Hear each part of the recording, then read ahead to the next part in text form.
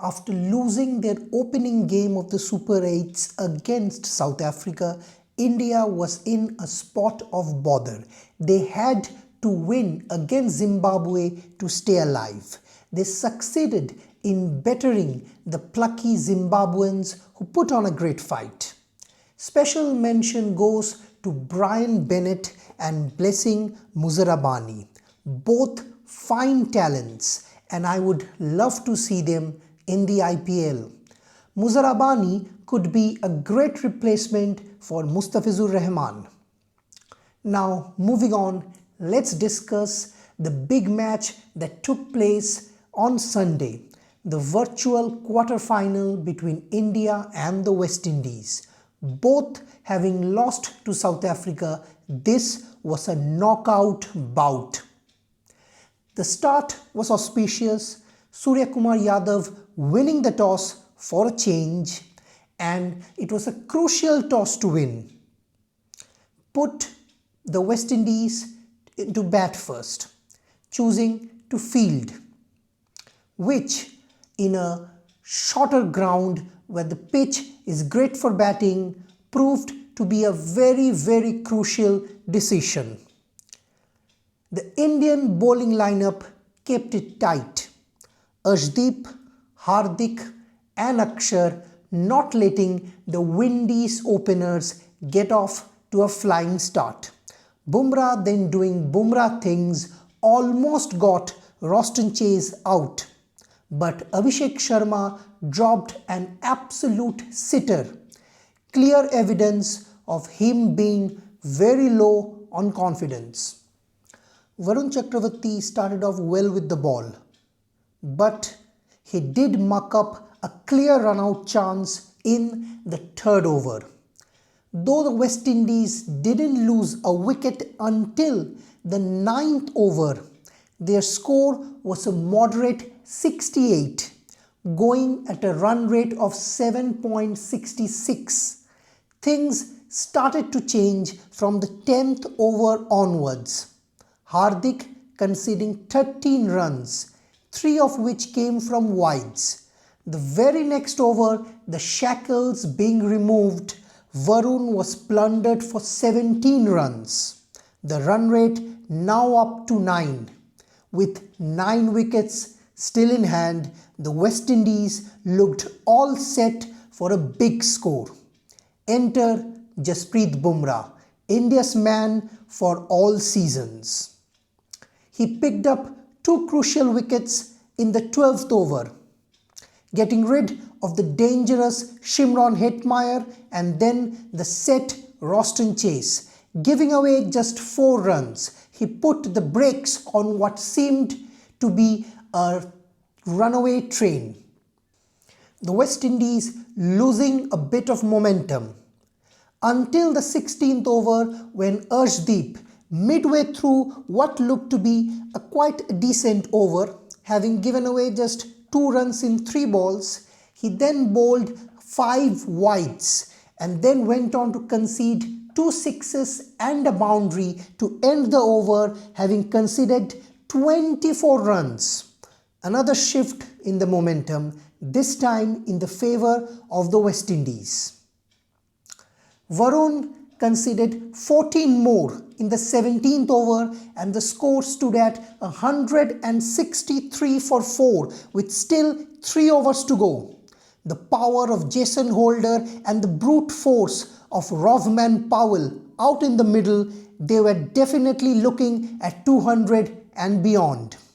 Bumrah then bowls a controlled 18th over but still ends up conceding 12 runs. The all-important 19th was bowled by Arshdeep, who was set to make amends for the 24 runs he conceded in his previous over. Giving away just 6 runs, he wrestled back some momentum for the Indian team. And he could have also got a wicket, but Abhishek Sharma once again dropped a catch. Abhishek Sharma dropped Rovman Powell, his second drop of the match, a tad difficult chance than his earlier one, but still quite catchable. Bumrah bowled the last over and missed his length for a couple of deliveries. But with those power hitters out in the middle, they took full advantage. Amazing 14 runs, the score at the end of the innings, a formidable 194 for the loss of 4 wickets. Yes, it is a smaller ground. The pitch is good for batting and the dew factor will favour the team chasing. But it is a pressure game. It is a virtual knockout game and the scoreboard pressure could also lead to a collapse. So, the Indian chase began under all that pressure with the Eden crowd baying for excitement. West Indies began with Akeal Hussain, who bowled a tight first over, giving away just 5 runs. 7 runs came of the second over bowled by Matthew Forde. India were at 12 for no loss, with the required run rate up to 10.22.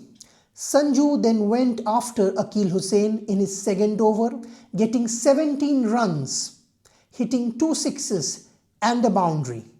But Akeal got the last laugh, picking up Abhishek Sharma of his last ball, whose dismal World Cup continued. He looks very low on confidence and the 2 dropped catches earlier didn't help in it either. Akeal then went on to shush the massive Eden crowd, adding insult to injury. Ishan Kishan didn't last long either, gone for 10 of 6 balls, having hit 2 boundaries. He holed out at deep square leg, caught by Shimron Hetmyer off the bowling of Jason Holder. The catch was quite fantastic and that definitely brought the West Indies back into the game.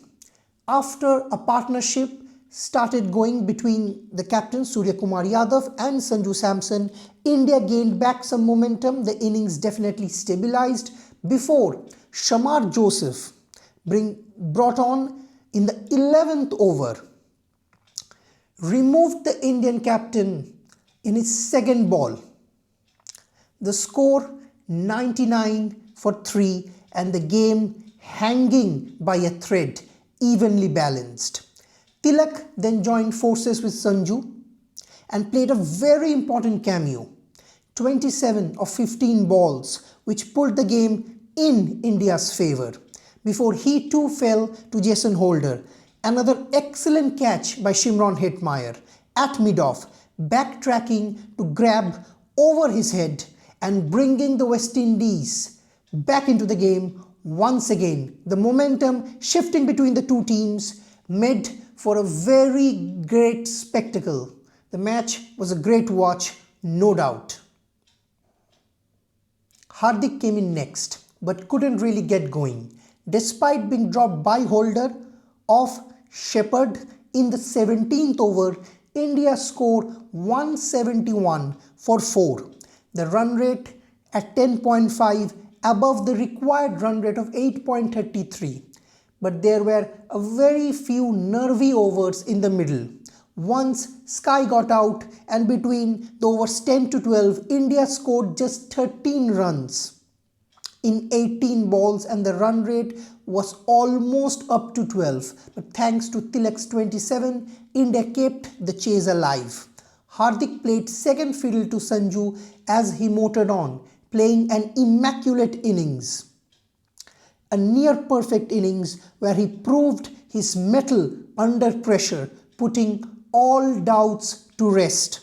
Special mention goes to Shivam Dube, who came in at a very crucial point in the match when Hardik fell in the 19th over. Trying to hit Shamar Joseph, he was caught by Jason Holder. But then Shivam Dube took control and went on to hit 2 very important boundaries, putting India well and truly in front, completely in the driver's seat.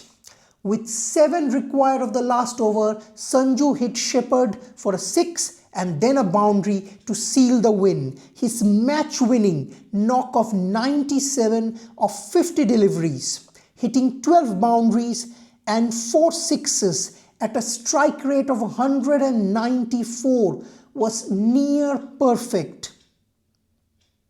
His composure, his willpower, his focus, his technique, and the precision with which he played his shots were remarkable.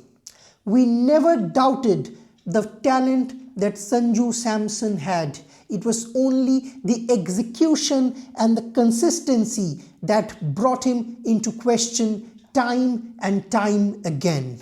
But this time around, he proved all his doubters wrong, and there he was, basking in the glory.